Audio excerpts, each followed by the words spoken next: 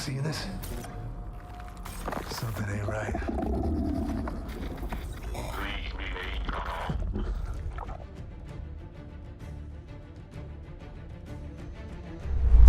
Alright, hey everyone, and welcome back to the news, where actually today we've got really bloody great news. Because for the longest time, we have been a bit worried about the state of single-player games, and there was a certain company, known as Electronic Arts, that perhaps was known for, running single-player related things into the ground, especially in the post-Mirror's Edge Catalyst world, and of course that all led to Visceral Games, the creators of Dead Space, eventually trying to make a Star Wars game under Amy Hennig of Uncharted fame, and then of course shutting down because the whole thing went tits up. But now, we might actually, and this is kind of surprising to me, we might actually have some good news. And you know what, maybe I shouldn't be surprised, because this is the new brand of EA that we've been talking about, the one with Laura Miele a little bit more in charge of things, the one seemingly taking inspiration from Vince Zampella and the people at Respawn, the EA that managed to do, of course, Star Wars Jedi Fallen Order, that managed to do Squadron as well, games that people actually, liked. So, as we get into this, Dead Space is back. Dead Space is back, and you might be terrified when you first hear this, because, like me, you might think Dead Space, oh dear, Dead Space 3. And if we go to examine what's actually been previously going on this whole topic of Dead Space, well, of course, the last Dead Space game came out in 2013, right? Came out in 2013, and it was stuffed with microtransactions. The game essentially had a resource crafting loop that you could circumvent by pulling out your wallet.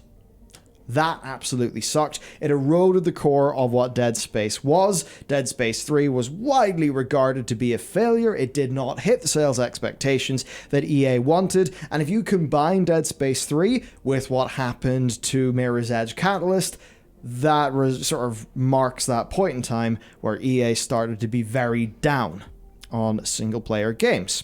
But of course, things have changed, and now we have got this news that is coming via Jeff Grubb of VentureBeat. Now, rumors have been going on for quite a good while that something would be happening with Dead Space. In the last few weeks, we saw tweets saying that EA are going to be bringing out a new installment of an established IP. Apparently, that's going to be happening at EA Play on the 22nd of July. So it's pretty interesting stuff. There is even a staffing change where a veteran Assassin's Creed developer of 16 years joined EA Motive. So with all of that stuff floating around, where it leads us to today is the TLDR of this news story, where EA Motive are reportedly working on a Dead Space remake. A remake that's going to be using the original game pretty much as a strong foundation. And they are also apparently looking to Capcom as a source of inspiration, because of course we know that Capcom have, to extreme success, both done remakes of Resident Evil titles and also pretty much rebooted the series. They really have brought Resident Evil back into the limelight and got people talking about it. And all of this could represent a bit of a shift in EA that I think would be a good one. So that's the core of what's been going on. There's really quite a lot to dive into here, Matt.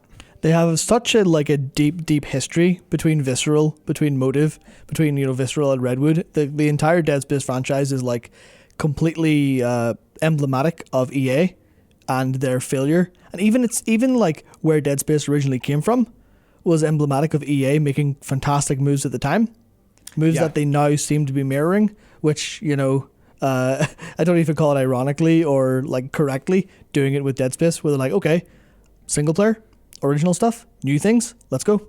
Yeah, it's really funny. It highlights to me that quagmire of live service bullshit that so much of the industry wandered into. But I feel like the only people who have, controversially but potentially successfully, done it is Ubisoft. They've live servicified everything they do, right? Like Assassin's Creed Valhalla is this live service single player game, which is really, really, really weird. But anytime EA tried to do that, they basically cocked it up. which led to Dead Studio, led to, I mean, so much money going down the toilet, and led to BioWare, the friggin' RPG people, making a loot shooter. What? It's kind of ironic that you bring up Ubisoft as like the kind of victors there on the live service stuff, because they're the only ones that, well, outside of maybe Siege, they're the only ones that don't have like a very, very solid Battle Royale live service. Because you look at Activision, who have failed at live servicing a bunch of stuff, but have, Call of Duty Warzone going. And then you've got EA, who have failed at like trying to live service their other games, but then they have Apex going on. So it feels like Ubisoft are the only one that have like applied that formula widely, but the other two major publishers have nailed specific franchises with it, and then are seeking to branch out back into more traditional development since those efforts have failed. Yeah, it's funny. I mean, Ubisoft doing that. Like, they did that with their game designs, but a part of that's because we know that they operated a lot of that design stuff in a very centralized manner with Serge, who, of course, we love over here. What a dickhead. But yeah, it's interesting. The industry, it's like some of these companies are actually finding their footing, and they're beginning to realize what their core fans want. Dead Space fans did not want Dead Space 3. A lot of Battlefield fans did not want or were confused by, and I think almost certainly let down by, Battlefield 5. So why is the next Battlefield game pretty much doubling down on, what core Battlefield fans actually want? So it's quite interesting. And I have to wonder because if we go to Jeff Grubb's article here, Motive is taking notes from Capcom's recent Resident Evil remakes. And it's the kind of thing where Resident Evil turned into a weird action thing. It's like they had such great success with 4, and I think 4 struck such a great balance. But then as you go into, is it 5 and 6? Yeah. Were the ones where, 6 is where it really started to lose its way.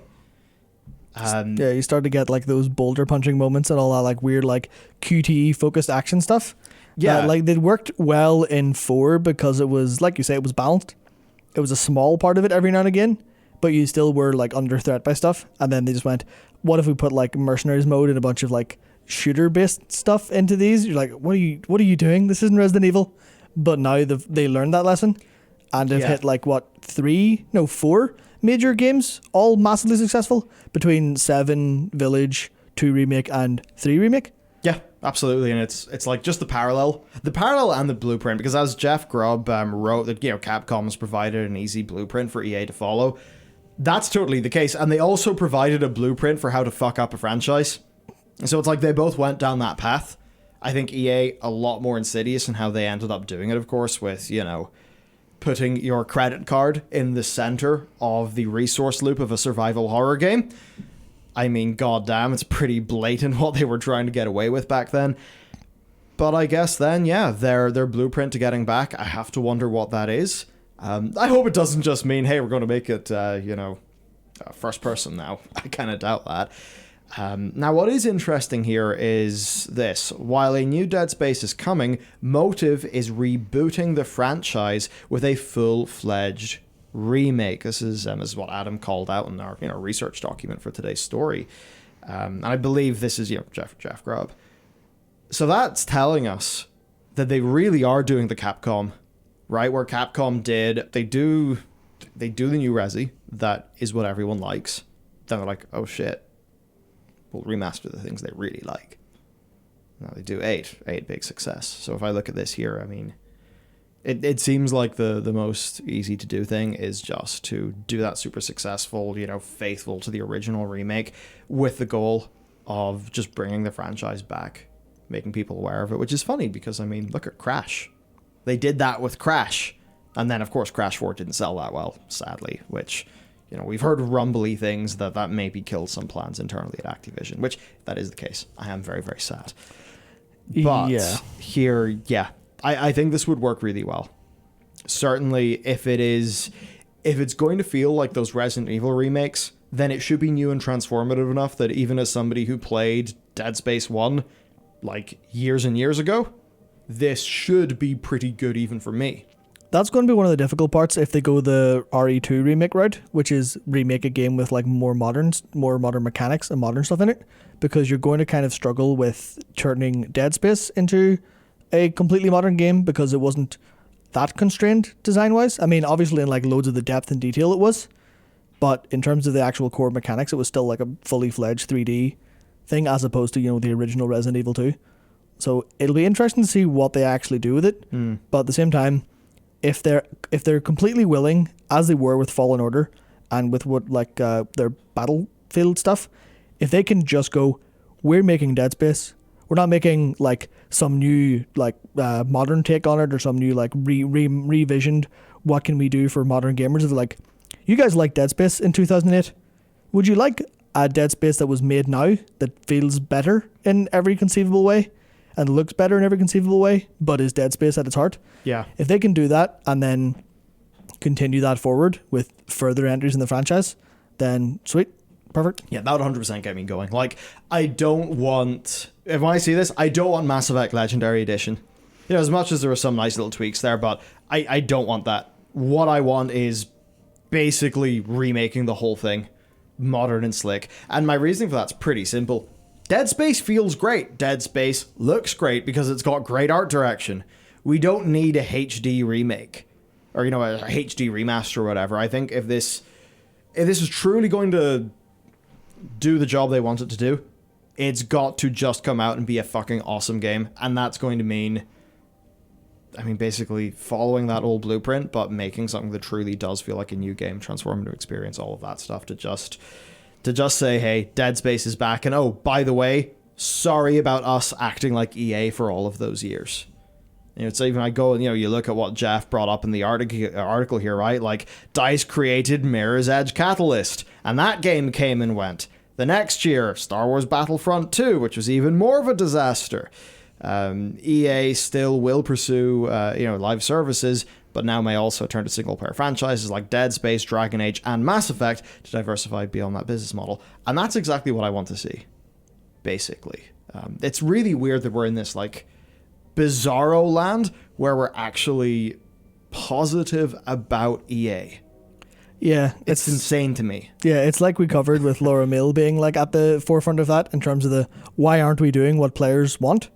You're like, well, you can see Respawn as well trying to get that same thing across of, yeah, we're going to make a badass shooter that everyone wants to play. We're going to go and make a Star Wars game where you're a Jedi and it's kind of Souls-like in loads of ways. Oh, and by the way, we're going to do those in Source Engine and in Unreal Engine because that's what we do them in. Not Frostbite. Yeah, I think that's actually the one major difference. Obviously there's tons of differences, but the major difference between Capcom and EA, actually internally, is that Capcom nailed their internal engine development, and that's what let all those games happen. But EA kind of did the opposite. So right, it's kind of funny. So Capcom, because I'm not super aware of Capcom's engine dev stuff. The PS3 generation, they made MT Framework. I think it was version 2 at the time. MT Framework, and that's what all their the PS3 generation games were kind of built on. Like Dragon's Dogma, the Resident Evils of the time were all in that. And then they tried again, and they were all fine, but they tried again with the PS4 generation, and then just suddenly nailed it. So every big, I think the exception is one of the Monster Hunters, I think, maybe, right. But all of their games are on MT Framework, version 3, I think it is now. So essentially, EA ended up having an incredible first-person shooter engine from DICE, and then they just decided, let's expand that FPS engine out to more and more and more genres, give it more, capabilities and stuff. Whereas maybe for Capcom, was it a more natural, organic process where the engine was developed from the ground up for what Capcom projects would need, because Capcom know what their projects need, versus having an engine that is a complete engine that ships games and then basically just creating a million internal plugins to let it do a bunch of other things. Yeah, I think that was kind of it, where MT Framework was ground up general purpose, and then obviously Frostbite was DICE's baby for Battlefield. Yeah, it's an interesting story. I think that's really the most of it. Yeah, it's just good to actually cover stuff like this that is near universally positive. And I think, for our core takeaways then, EA Play will be coming up. We'll likely find out exactly what is going on when that actually happens. For me, it's just good that Dead Space is back. I am happy that there is another flavor of horror going on there. There's, because people really want Silent Hills. And there's a lot of horror coming from, coming from the East, and that's really awesome. But, I want to see a little bit more diversity, right, in the horror space, more takes on it, more, horror, but with more genres, so there's a sci-fi horror. I just want to see more and more and more. And horror is one of those genres that got a little bit lost and a little bit abandoned. Oh, like horror's completely dead until like basically a bunch of indies kind of resuscitated horror decently, but not quite to the same extent as like Dead Space did. And then obviously Resident Evil is carrying horror on its back.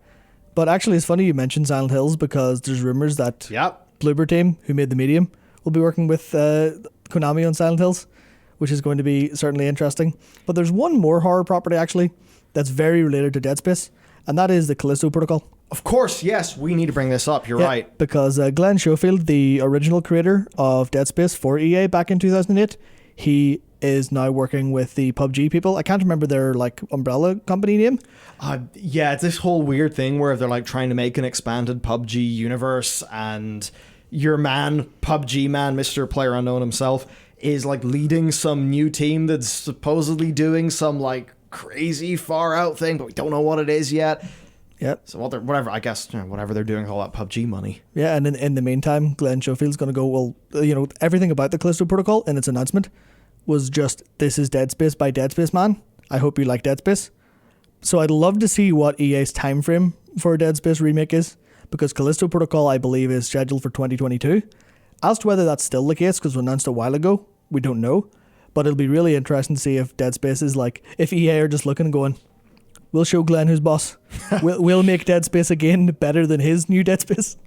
I feel like if it, depending on the scope of this, and if they're announcing it at this EA Play, and generally we're in this environment where the industry is a lot more careful with announcements and timeframes, then at 2022 for this Dead Space thing, I would not be surprised, given the sort of scope of the project. No, so I think the thing here is single player, or at least like tightly scoped games for a niche audience, which is where like Star Wars Squadrons would come in. That seems to be in again for EA. And it seems to be in a way where they have realized that it can help them drive subscription revenue via, EA Play, or whatever it's called now. EA Play, it used to be an Origin thing. So they know it's going to give them subscription revenue. They know they can just get loads of box sales, just flat out people buying the game. And I suppose it's the sort of thing where if those are games that cost a reasonable amount of money to make, that will help them build up some IP, build up their franchises, get more games out there. Sure, maybe they don't all have to do like insane live service, dominating the world sort of levels of success, but perhaps EA are just happy to actually make games that make financial sense, even if they don't completely set the world on fire.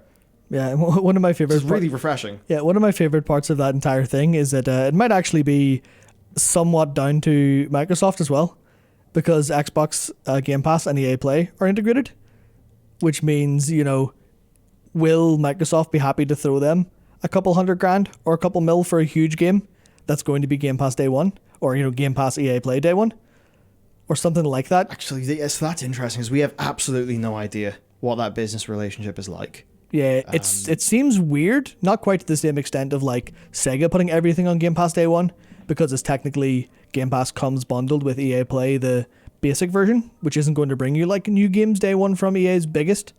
But at the same time, you can imagine, they are probably talking about who's going to fund this a little bit. Like, you wouldn't throw 5% in here, Microsoft, and suddenly that tips the balance for EA to go, well, this is worth it now.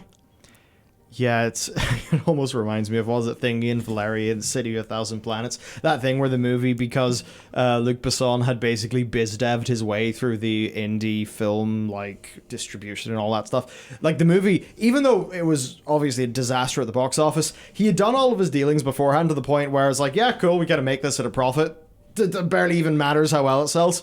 Now, obviously, that's not great for the rest of his career, but I wonder if it is a thing like that in this sort of new age where it is not just about selling a single game, it is about building franchises, building the IP, building up the platforms, and what a game like this can mean to EA's own platform, and then also their alliance with Microsoft. Which I guess that's really the place to leave it, because we have no idea what that is, but we can be pretty fucking sure that it's big. Absolutely. Massive. Yeah. This crazy new EA that's doing games we actually want, that's doing single-player games, this EA that is on Steam, that is sort of a bit on Game Pass as well. Kind of crazy. I like it. I like it. Time's a flat circle. We're going to have EA acting beautifully for a decade, and then they'll find some way to slide down the toilet again. Yeah. Guess till then, we will just have to wait and see how much Ubisoft live serviceify all of their stuff to shit. Maybe that's where the cycle is now. But okay, Dead Space. Are you in? I think it's safe to say that we are in. 100%. Yeah. 100%. See you next time. Goodbye.